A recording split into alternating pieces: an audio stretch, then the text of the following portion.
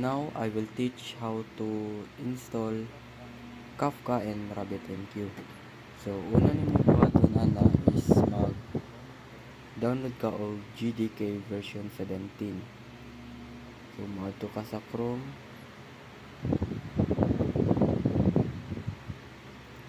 Search nimo ang GDK 17 download. Click nimo ning pinakauna. Then pangitaon nimo tong Windows installer. So kani. So sa ako na-download naman ako ni GDK 17.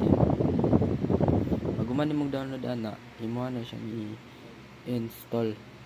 So after nimo ma-install, adto ka sa CMD or command prompt. Then i-type nimo ang Java version para makita kung na install na ba sa imong desktop. So sa ako na-install na nako Java version 17.0.12. So sunod is mag-download na ka og Kafka download. So download Apache Kafka. So pangitaon nimo tong version 3.92. So pag nakita na nimo ni nga version, ang i-download nimo kining Scala 2.12. Imo na siyang i-download. So na-download naman ako ni, di na ako na kailangan i-download. So after nimo na ma-download, adto ka sa imong file manager, then pangitaon nimo to imong i-download. Tara. So imo na siyang i-right click, then i-extract nimo gamit ang WinRAR. Extract files. So extract files para ma-direct na siya agad dito sa Acer sa akong desktop. Then i-type nimo ang Kafka.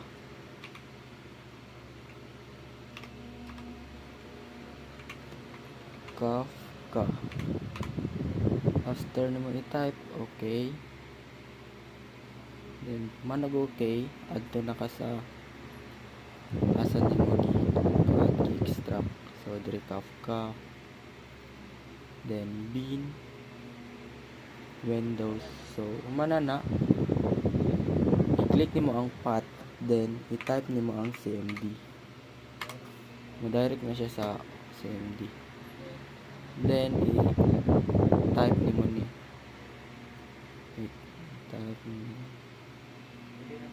pwede rin nimo na siya i-copy, then i-paste. Mali. Okay na.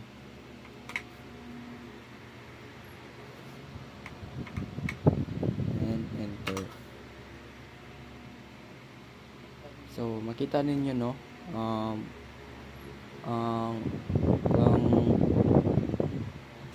running na. So next balik na pud ka sa imong file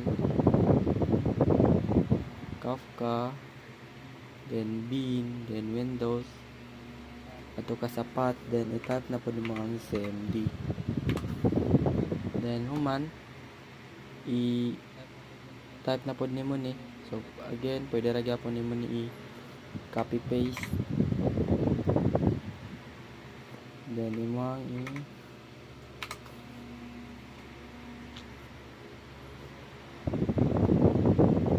So makita ninyo no, ang Kafka is running na siya.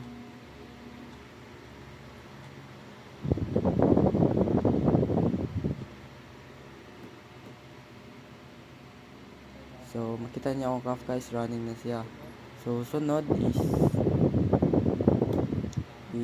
ang RabbitMQ na sad. So first, bago ka mag-install og RabbitMQ, mag-download sa kaog Erlang.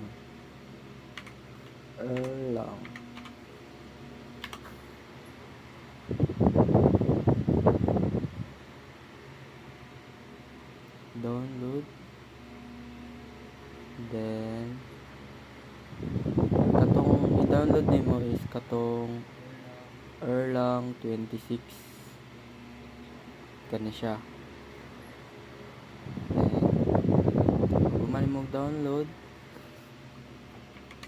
So na-download na ako ni. Pag human mo download ana, imo na siyang i-install.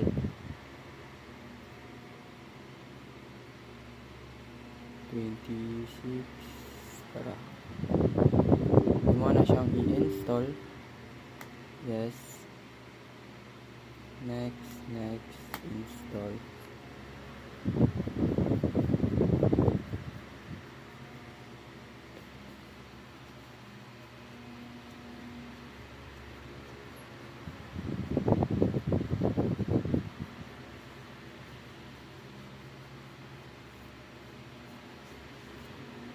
So, paabot lang kami. Medyo dugay-dugay sa siya.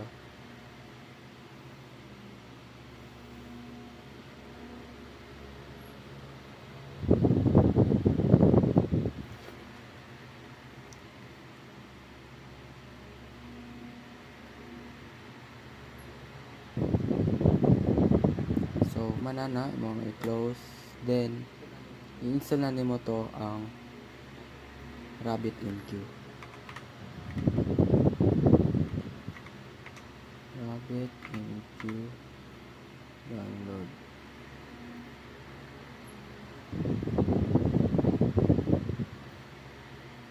So, pangitaon nimo ning Windows installer, then scroll down, makita na nimo ang RabbitMQ server 4.2.5.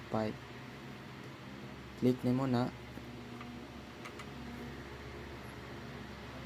So, mo na ni.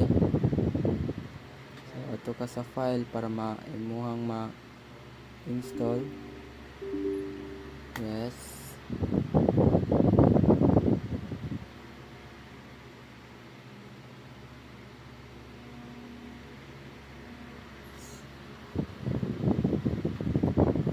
And click next and install.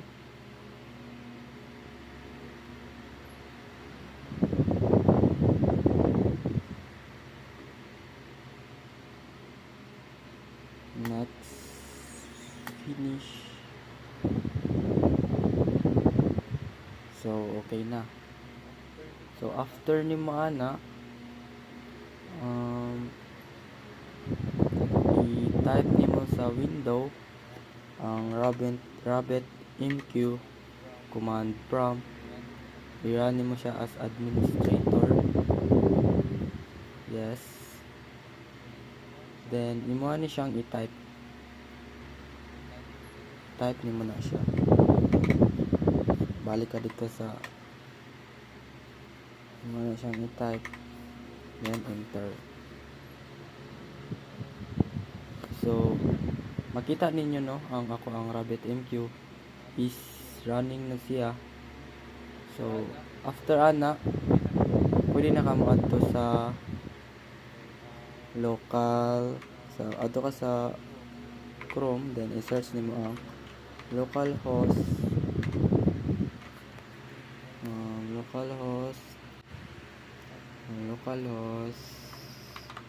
15672.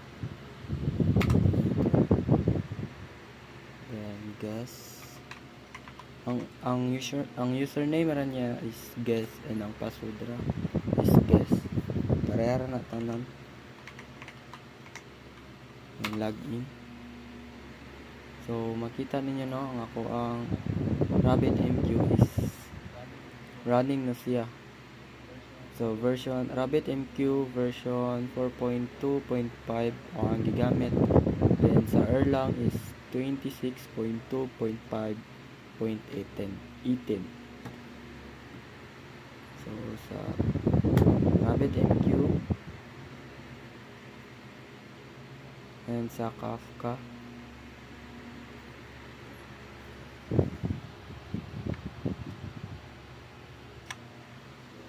so mo ni ang RabbitMQ, then mo ni ang Kafka. So inato ra siya kadali sa pag-install sa RabbitMQ and Kafka. So thank you for watching and please subscribe to my channel. Bye.